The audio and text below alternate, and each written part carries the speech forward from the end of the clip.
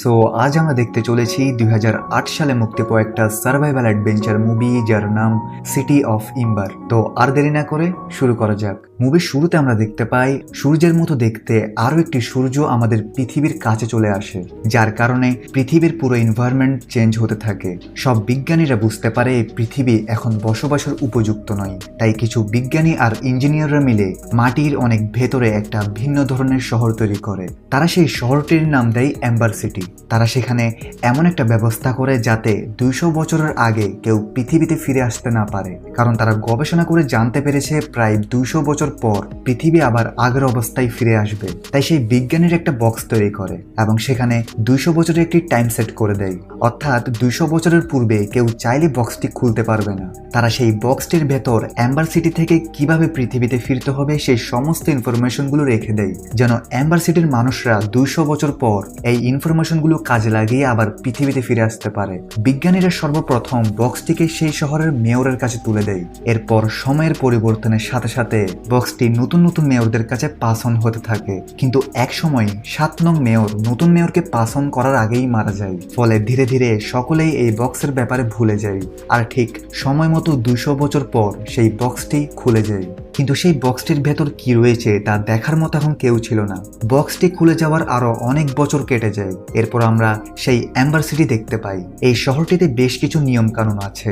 শহরটিকে পরিচালনা করার পেছনে শহরের প্রত্যেক মানুষেরই ভূমিকা রয়েছে, অর্থাৎ এই শহরের প্রতিটি মানুষ কোনো না কোনো কাজ করে। তবে এই শহরের কোন মানুষ কি কাজ করবে সেটা লটারির মাধ্যমে নির্ধারণ করা হয়।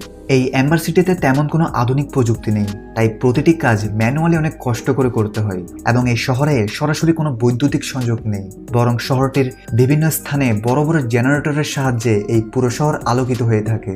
এখন যেহেতু এই শহরকে 200 বছরের জন্য বানানো হয়েছিল এবং শহরটি যেহেতু 200 বছরের বেশি হয়ে গিয়েছে, তাই এখানকার সবকিছু দিন দিন অকেজো হয়ে যাচ্ছে। এখানকার জেনারেটরগুলোও অনেক দুর্বল হয়ে গিয়েছে, যার ফলে শহরটিতে লোডশেডিং এর সমস্যা লেগেই থাকে। এই শহরে আমরা একজন ডুন নামের ছেলেকে দেখতে পাই। ডুনের স্বপ্ন ছিল সে বড় হয়ে একজন ইলেকট্রিশিয়ান হবে, যেন সে শহরের লোডশেডিং এর সমস্যা একেবারে দূর করে দিতে পারে। আসলে তার বাবাও একজন ইলেকট্রিশিয়ান ছিল, তাই সে তার বাবার স্বপ্ন পূরণ করছে।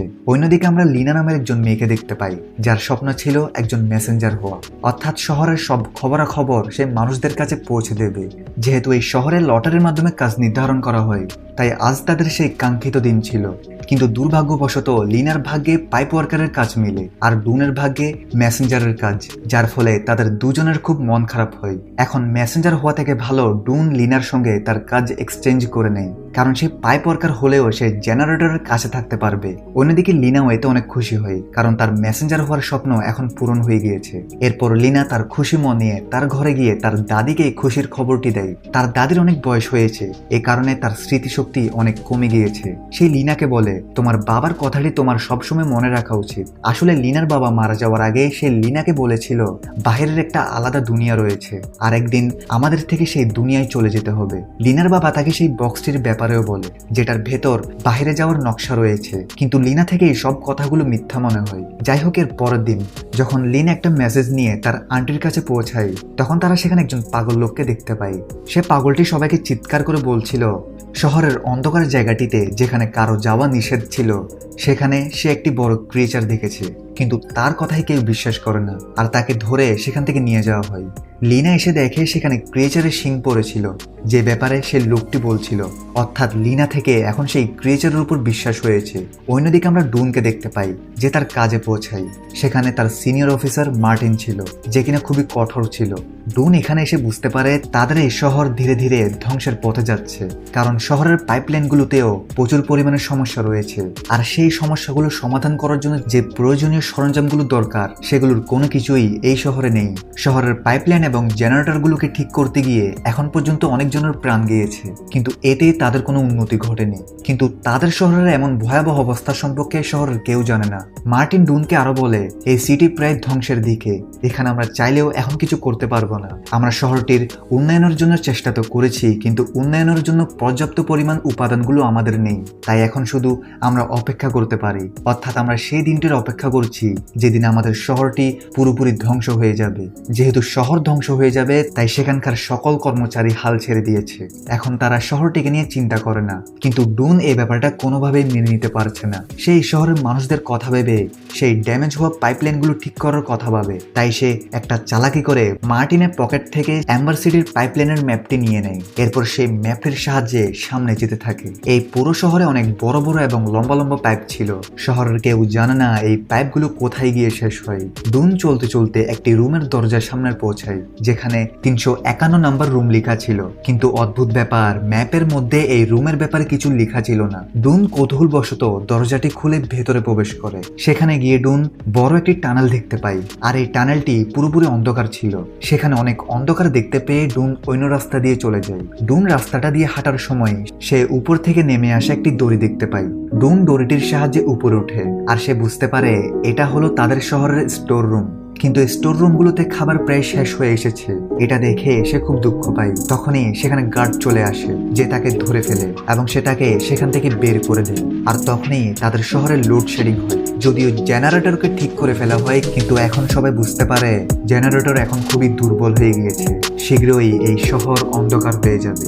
বিদ্যুৎ ফিরে আসার পর লিনা তার দাদির সাথে দেখা করতে যায়। তখন তার দাদি তাকে কিছু একটা বলার চেষ্টা করছিল, কিন্তু সে ভালোভাবে বলতে পারছিল না। তখন লিনা কিছুটা বুঝতে পারে তার দাদি বলছে তাদের বাড়িতে একটি বক্স রয়েছে, যেটা তাদের কাজে আসবে। আসলে লিনার বংশের একজন এই শহরের 7 নং মেয়র ছিল, যার হঠাৎ মৃত্যুতে সে আর পরবর্তী মেয়রকে সেই বক্সটি দিতে পারেনি। লিনা সেই বাড়িতে বক্সটি খুঁজতে থাকে, আর অবশেষে লিনা সেই বক্সটি পেয়ে যায়। এখন লিনা এটা বুঝতে পারে না সেই বক্সটির সাহায্যে কি করবে। এমনকি লিনার দাদি যেহেতু একজন বৃদ্ধ মানুষ ছিল, তাই সেও ভালোভাবে কিছু মনে করতে পারছিল না। এরপর লিনার কাছে একটি মেসেজ পৌঁছানোর কাজ আসে, আর এই মেসেজটি মেয়রের কাছে পৌঁছাতে হবে। এখন লিনা সেই মেসেজটি নিয়ে মেয়রের কাছে চলে যায়। লিনা সেখানে পুরনো সব মেয়রদের ছবি দেখতে পায়। সেই মেয়রগুলো কোনো এক সময় এই শহরের মেয়র ছিল। এখানে লিনা তাদের বংশের মেয়রকে দেখতে পায়, যার হাতে সে বক্সটি ছিল, যে বক্সটি কিনা কিছুক্ষণ আগে সে খুঁজে পেয়েছে। এরপর লিনা মেসেজ পাঠানোর জন্য বর্তমান মেয়রের কাছে আসে। লিনা সেখানে লক্ষ্য করে লিনাকে দেখে সেই মেয়র ডয়ারের ভেতর কিছু একটা লুকানোর চেষ্টা করছে। যাই হোক, মেয়রকে মেসেজ দিয়ে লিনা এরপর সেই ক্রিয়েচারের শরীরের অংশটি ডুনের সাথে শেয়ার করে। এখানে আমরা জানতে পারি লিনা এবং ডুনের মধ্যে ভালো বন্ধুত্ব তৈরি হয়েছে, তাই তারা একে অপরের সঙ্গে সবকিছু শেয়ার করে। ডুন ক্রিয়েচারের অংশটিকে দেখে বলে এটা তো গুবরে পোকার শরীরের অংশ, কিন্তু গুবরে পোকা এত বড় কিভাবে হতে পারে। ডুন এ ব্যাপারে তার বাবার কাছে জিজ্ঞেস করে। তার বাবার কাছে এর কোনো জবাব ছিল না। তার বাবা তাকে এসব জিনিসের চক্করে পড়তে নিষেধ করে। অন্যদিকে শহরের সবাই টেনশনে ছিল, কারণ শহরের খাবার, ওষুধ সবকিছুর সাপ্লাই শর্ট হয়ে গিয়েছে। এদিকে লিনা সেই বক্সের রহস্য বোঝার চেষ্টা করে। লিনা সেই বক্সটির কথা ডুনকে বলে। এরপর তারা সেই বক্সের ভেতর একটা চিহ্ন দেখতে পায়, আর সেই বক্সের ভেতরে কিছু টুকরো টুকরো কাগজ পড়েছিল। কাগজটিতে কিছু একটা লেখা ছিল, এবং সেখানে একটা কাচের টুকরো পড়েছিল। আর সেই টুকরো টুকরো কাগজগুলোকে জোড়া লাগিয়ে তারা বুঝতে পারে এখানে অ্যাম্বার সিটি থেকে বের হওয়ার সমস্ত ইনফরমেশন দেওয়া আছে। অর্থাৎ এটা হলো অ্যাম্বার সিটি থেকে বের হওয়ার রাস্তা, যেটা একটা টানেলের মাধ্যমে শুরু হয়, এবং সেখানে 351 নাম্বার রুমটির ব্যাপারেও বলা ছিল। তাই লিনা আর ডুন সেই রুমটির কাছে পৌঁছায়। তখনই তারা সেখানে একজন ল্যাংড়া মানুষকে পালিয়ে যেতে দেখে। এরপর তারা সেখানে কিছু খাবারের প্যাকেট দেখতে পায়, যেগুলো কিনা অনেক দামি খাবার ছিল। আর এই খাবারগুলো অনেকদিন আগেই তাদের শহর থেকে ফুরিয়ে গিয়েছিল।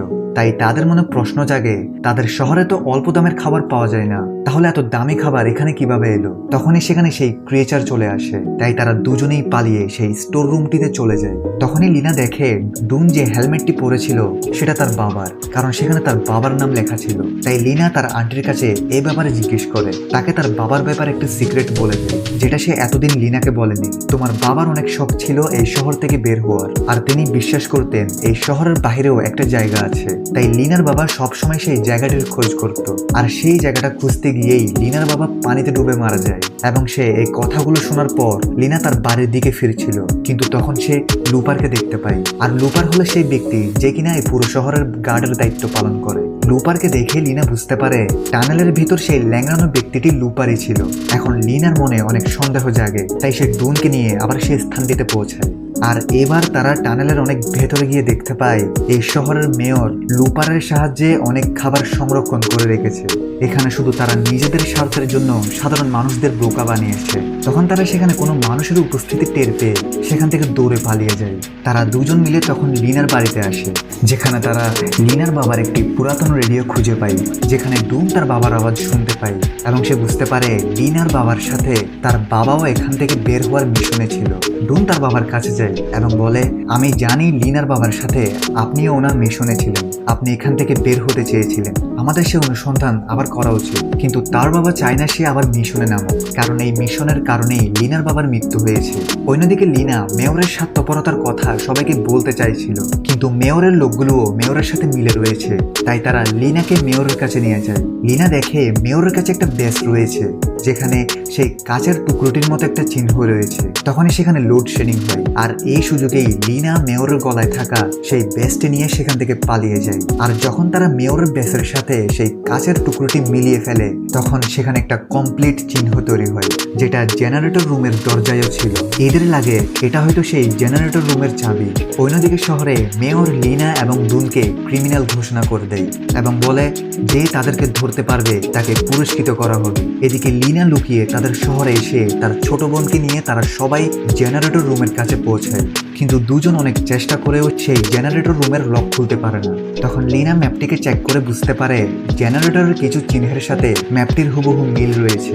তারা তখন ম্যাপটিতে দেওয়া ক্লু অনুযায়ী একটা আলমারিকে সরায়। তখন তারা ভেতরে একটি রাস্তা দেখতে পায়, সেখানে অনেক আলমারি রাখা আছে। এরপর তারা পরের ক্লু অনুযায়ী সেখানে জাহাজের একটা স্টিয়ারিং হুইলকে ঘোরায়, আর সেটা ঘোরানোর সঙ্গে সঙ্গে সেখানে একটা সিক্রেট চেম্বার ওপেন হয়, যেটার ভেতরে একটি আলমারি চলে যায়। আর এরাও যখন চেম্বারটির একদম ভেতরে প্রবেশ করে, তখন তারা দেখতে পায় তাদের সামনে একটা নদী বয়ে যাচ্ছে। আর তারা যেটাকে এতক্ষণ আলমারি ভাবছিল, আসলে সেটা আলমারি ছিল না, বরং এক ধরনের নৌকা ছিল, যেটা এখান থেকে বের হওয়ার জন্য বানানো হয়েছে। তারা দেখতে পায় সেই নৌকাটি একটি রোলারের কাছে গিয়ে ধ্বংস হয়ে গিয়েছে, আর এই রোলারের কারণেই লিনার বাবা মারা গিয়েছে। এখন তারা যদি নৌকার সাহায্যে এখান থেকে বের হতে চায়, তাহলে পানির লেভেল বেশি হতে হবে, যেন তারা রোলারের উপর দিয়ে চলে যেতে পারে। তারা পরের ইনস্ট্রাকশনগুলো পড়তে থাকে, যেখানে কন্ট্রোল রুমের ব্যাপারে বলা ছিল। তারা সেই কন্ট্রোল রুমের কাছে যায়, আর তারা সেখানে সেই কি হোলটা দেখতে পায়, যেটা কিনা তারা মেয়রের ব্যাচ আর সেই কাচের টুকরোটা দিয়ে বানিয়েছিল, অর্থাৎ এটাই কন্ট্রোল রুমের চাবি। তারা সেই চাবির সাহায্যে কন্ট্রোল রুমে প্রবেশ করে, আর তারা দেখে বাইরে যত মেকানিজম আছে সেটা এখান থেকে কন্ট্রোল করা যেতে পারে। এরপর তারা পরের ইনস্ট্রাকশন ফলো করে সেখানে একটি সুইচ অন করে দেয়। তখন বাইরে যে বড় রোলারটি ছিল সেটি উল্টো ঘুরতে শুরু করে, যার ফলে পানির লেভেল দ্রুত গতিতে বাড়তে শুরু করে। কিন্তু রোলার চলতে চলতে হঠাৎ থেমে যায়। সাথে তারা এখন যে সুইচটি অন করেছিল, তাদের শহরের ইলেকট্রিসিটি পাওয়ার অনেক গুণ বেড়ে যায়, যার ফলে শহরের সব লাইটগুলো ব্লাস্ট হয়ে যায়। সাথে তাদের পুরো শহরটিতে এখন পানি প্রবেশ করা শুরু করেছে। এই দৃশ্য দেখে মেয়র মনে করে আজই হয়তো তাদের শহর ধ্বংস হয়ে যাবে। এই জন্য সে ভয় পেয়ে তার খাবার রুমে লুকিয়ে পড়ে, কিন্তু ঠিক তখনই সেখানে অদ্ভুত সেই ক্রিয়েচারটা চলে আসে এবং সে মেয়রকে মেরে ফেলে। অন্যদিকে ডুনের কাছে মার্টিন পৌঁছে গিয়েছে এবং সে ডুনের সঙ্গে এগুলো ঠিক করছিল। সে মেশিনটিকে কন্ট্রোল তো আনতে পারে, কিন্তু সেটা এমনভাবে কন্ট্রোল হয় যে যতক্ষণ সেটাকে ধরে রাখবে ততক্ষণ পানির স্রোত বন্ধ থাকবে। অনেক সময় চলে যাওয়ার পর মার্টিনের শরীরে আর কোনো শক্তি ছিল না, তাই ধীরে ধীরে পানির স্রোত আরো বাড়তে থাকে। পরিস্থিতি ভয়াবহ দেখে ডুন লিনাকে নিয়ে সেখান থেকে চলে যেতে চায়, এমনকি সে মার্টিনকেও তাদের সাথে যেতে বলে, কিন্তু মার্টিন তার কথায় রাজি হয় না। এরপর তারা তিনজন একটি নৌকার উপর বসে পড়ে, আর যখন সেখানে পানির একটা বড় স্রোত আসে, তখন তারা স্রোতের সাহায্যে সে রোলারটি পার করে ফেলে। তারা নৌকা দিয়ে অদ্ভুত কিছু জায়গা পার করছিল। এরপর তারা একটা টানেলের ভেতর দিয়ে একটা বিশাল স্লাইডে পৌঁছায়। তারা সেই স্লাইডটির মাধ্যমে নিচে নেমে আসে। তখন তারা দেখতে পায় তারা এখন এমন একটা জায়গায় পৌঁছে গিয়েছে যেখানে দূর থেকে তারা একটা আলো দেখতে পাচ্ছে। সেখানে যাওয়ার জন্য অনেক লম্বা সিঁড়ি রয়েছে, আর এই সিঁড়িগুলোকে পার করে তারা সেই জায়গায় পৌঁছে যায়। কিন্তু সেখানে তারা সবকিছু অন্ধকার দেখতে পায়। তারা বুঝতে পারে এই জায়গাটি লাইফলেস, আর নতুন জায়গার সন্ধান করে তারা সময় নষ্ট করেছে। কিন্তু এর কিছুক্ষণ পর আকাশে সূর্য ওঠে, আর এরা দেখতে পায় সব জায়গায় সবুজ গাছপালা। আসলে 2 বছরের মধ্যে পৃথিবী পুরোপুরি ঠিক হয়ে গিয়েছে, আর এরা বুঝতে পারে তারা অবশেষে পৃথিবীতে পৌঁছে গিয়েছে। তারা পৃথিবীর সৌন্দর্য উপভোগ করতে থাকে। তখন তারা একটা পাখিকে দেখতে পায়। তারা পাখিটির পিছু করে সামনে যেতেই তারা খুবই গভীর একটি গর্ত দেখতে পায়, আর সেই গর্তটি দিয়ে তারা পুরো এম্বার সিটিকে দেখতে পারছিল। এরপর তারা তাদের লেখা একটি চিঠি একটি পাথরের সঙ্গে বেঁধে সেই গর্তের মাধ্যমে অ্যাম্বার সিটিতে পাঠিয়ে দেয়, যাতে করে অ্যাম্বার সিটির মানুষেরা এই নতুন পৃথিবী সম্পর্কে জানতে পারে আর চিঠিতে দেওয়া ম্যাপের সাহায্যে তারা এই পৃথিবীতে চলে আসতে পারে। আর সৌভাগ্যক্রমে ডুনের বাবা সেই চিঠি কুড়িয়ে পায়, যার ফলে সে বুঝতে পারে পৃথিবীতে ডুন আর লিনা পৌঁছে গিয়েছে, অর্থাৎ অ্যাম্বার সিটির সমস্ত লোক যারা কিনা 200 বছর ধরে পৃথিবীর গভীরতায় বসবাস করছিল তারাও এখন বাহিরে বের হয়ে আসবে। আর এখানেই এই মুভির সমাপ্তি ঘটে।